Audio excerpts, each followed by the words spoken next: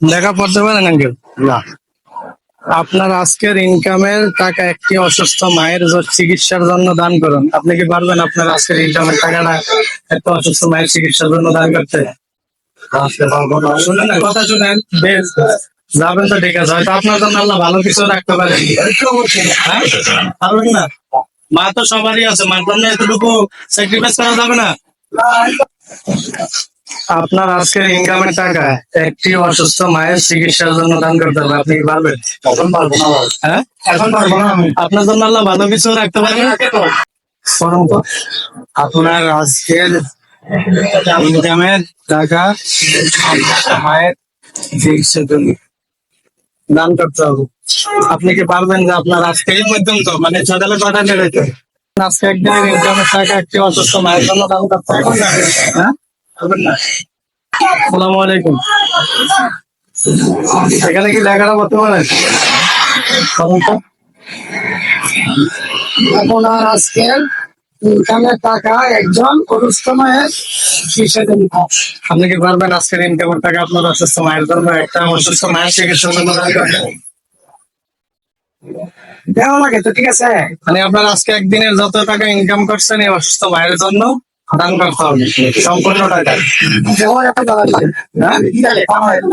যেই কয় টাকা পাচ্ছেন, আমি আপনার থেকে টাকা উল্লেখ করি না। ধরেন আজকে সারাদিনে যদি আপনি 500 টাকা পাচ্ছেন, ধরেন 500 টাকায় অসুস্থ মায়ের জন্য দিতে পারবেন? আপনি মানে সারাদিনে আপনি 500 টাকা ইনকাম করছেন, ধরেন দৈনিক ইনকাম কত হয় সারাদিন? ধরেন আজকে 500 টাকা মারলেন, এখন এই অসুস্থ মায়ের জন্য আপনি কি 500 টাকা দান করতে পারবেন?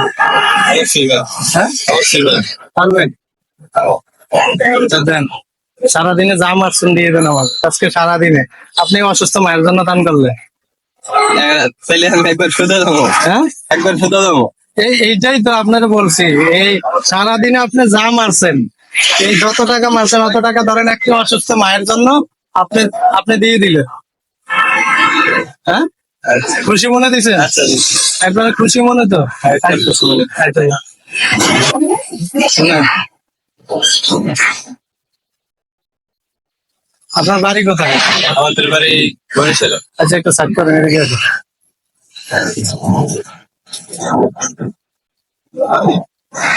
আপনার পরিবার কি এখানে থাকে? হ্যাঁ, ছেলে মেয়ে আছে? এক ছেলে এক মেয়ে।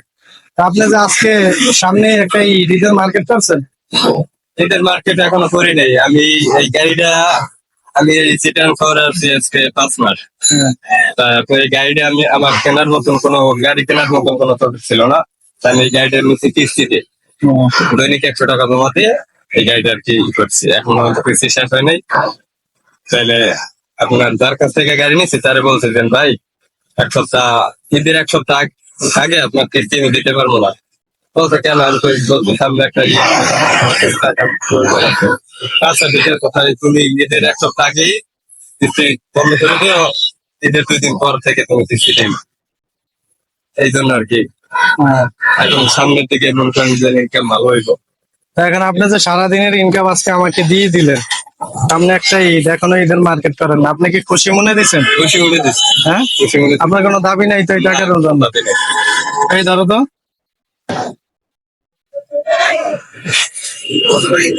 আমি এই পর্যন্ত অনেক জনকে, রিস্কাওয়ালাকে অনেক ভাবে বলছি যে একটি মা, আপনার কি আব্বু আম্মু বেঁচে আছে?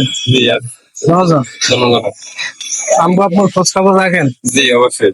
হ্যাঁ, আজকেও কথা বলছি বাবা মার সাথে বাড়িতে থাকে। আব্বু আম্মুর খেয়াল নেবেন, তাদের খোঁজ খবর রাখবেন। যার বাবা নাই মা নাই সে বুঝে বাবা মা। আমাদের জন্য আমাদের বাবা মা অনেক কষ্ট করছে, করে নাই? আপনি যে একটি অসুস্থ মায়ের জন্য টাকাগুলা দিয়ে দিচ্ছেন, আপনার মন অনেক বড়। দোয়া করি আল্লাহ পাক আপনাকে অনেক ভালো রাখবে। টাকার প্রতি তো আপনার কোনো দাবি নেই? দাবি নেই। এখন পর্যন্ত অনেকজন রিস্কাওয়ালাকে জিজ্ঞাসা করছে, এই পর্যন্ত কিন্তু কেউই দিতে রাজি হয়নি, কেউই দিতে রাজি হয়নি। আপনি যাতে এই টাকাটা দেওয়ার জন্য রাজি হয়েছেন, এখানে লেখা আছে আপনার আজকের ইনকামের টাকা একজন অসুস্থ মায়ের চিকিৎসার জন্য দান করতে হবে। তা আপনি যে মন থেকে দিচ্ছেন, এজন্য আপনার জন্য পুরস্কার আছে, এই খামটা খুলে।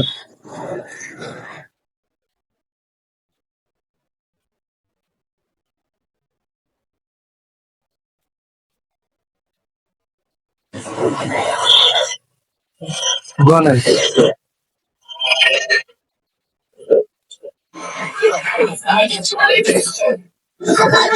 এই যে টাকা, এই টাকাগুলো দিছি, আপনি কি খুশি হয়েছেন? হ্যাঁ, সামনে ঈদ, হয়তো ঈদের দিন আপনি বের হবেন না, এই টাকাগুলা দিয়ে আপনার ছেলে মেয়েকে নিয়ে ভালো থাকবেন। আর এই টাকাগুলো আমি পরীক্ষামূলক, যে দেখি এখন একটা অসুস্থ মায়ের জন্য, সামনে একটা ঈদ, কোন ব্যক্তিরা অসুস্থ মায়ের কথা বললে দান করে, মায়ের প্রতি ভালোবাসাটা কতটুকু, এটা পরীক্ষা করার জন্যই মূলত আমার কাজটা করা। কিন্তু আপনি পরীক্ষা পাস করছেন, এজন্য দোয়া করি বাবা মার প্রতি খেয়াল রাখবেন, যতটুকু সম্ভব তাদের সেবা করবেন দুনিয়া যতদিন বাঁচেন। ধরেন এই আপনার টাকা, আপনি খুশি হয়েছেন? ভালো থাকি, হ্যাঁ, আচ্ছা, ওকে।